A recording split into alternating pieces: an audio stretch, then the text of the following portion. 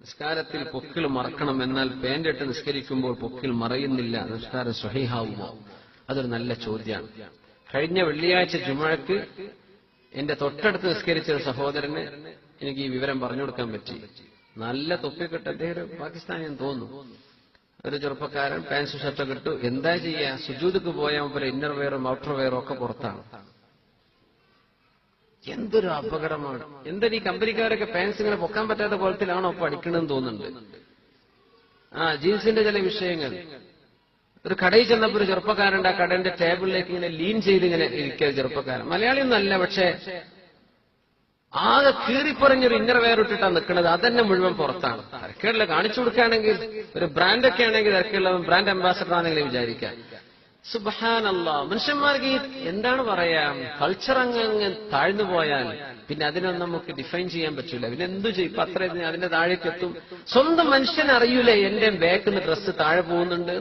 Minimum ഒരു ഏസിന്റെ തണുപ്പെങ്കിലും തട്ടൂലേ?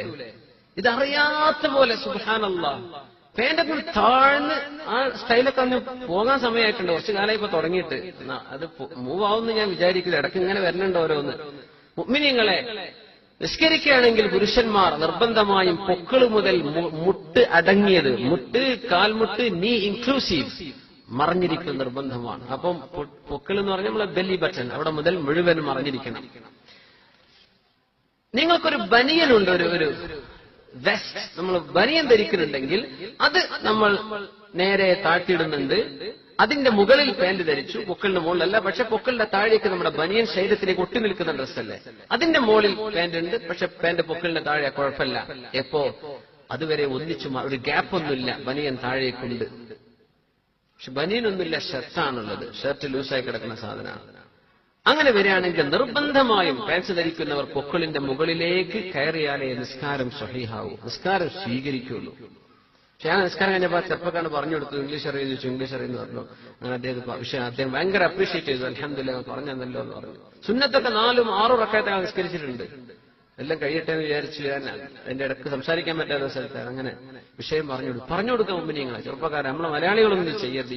ഞാനിപ്പോ പറഞ്ഞ മനസ്സിലായിട്ടുള്ള ആളുകൾ ആരും ചെയ്യരുത്, അല്ലെ? ആരും ചെയ്യരുത്. അതൊക്കെ ഭയങ്കര മോശമാണ്. മനുഷ്യന്മാരുടെ ബോട്ടം എന്തിനാ ആൾക്കാർ കാണിച്ചു കൊടുക്കേണ്ട കാര്യം?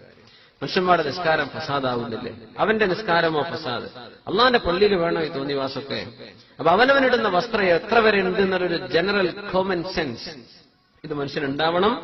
അതുകൊണ്ട് പാനിട്ട് നിസ്കരിക്കുമ്പോൾ എന്തായാലും നിർബന്ധമായും അതിൽ എക്സ്ക്യൂസ് ഇല്ല. പൊക്കളടക്കം മറഞ്ഞ് കാൽമുട്ട് മറയണം, അപ്പോഴേ നിസ്കാരത്തിന് സ്വഹീഹാവുള്ളൂ. ഇതൊന്നും ഇല്ലാത്തവർ ജുമാക്കൊക്കെ വരുന്ന കാണുന്നുണ്ട്. നല്ല വസ്ത്രം ഇട്ടിട്ട് വരിക. പള്ളിയിലേക്ക് വരുമ്പോഴാണ് നല്ല വസ്ത്രം ധരിക്കേണ്ടത്.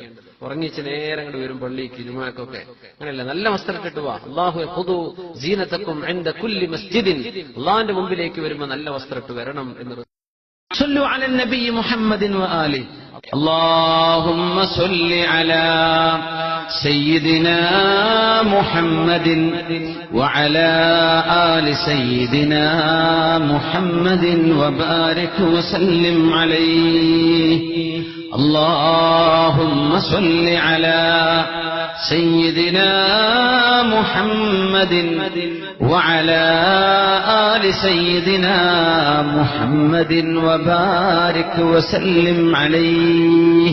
ഒരുപാട് സ്വലാത്ത് നമ്മുടെ ഹബീബിന്റെ ഹദറത്തിലേക്ക് എത്തും. അല്ലാഹു എത്തിച്ചു കൊടുക്കട്ടെ, അവിടുത്തെ അല്ലാഹു സന്തോഷിപ്പിക്കട്ടെ.